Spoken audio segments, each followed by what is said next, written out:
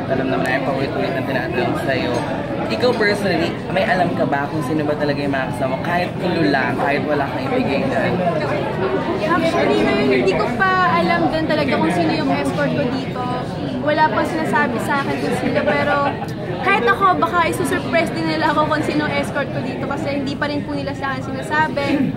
And kung sa personal man, kahit sino siguro ibigay po sa akin, okay lang po.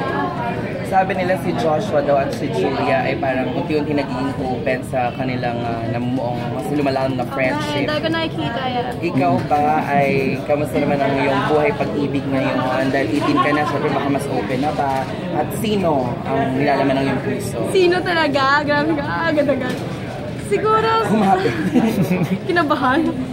Kay Joshua at kay Julia, syempre happy ako kung nasan man sila ngayon. Kasi nakikita ko masaya naman sila sa mga pictures nakikita ko.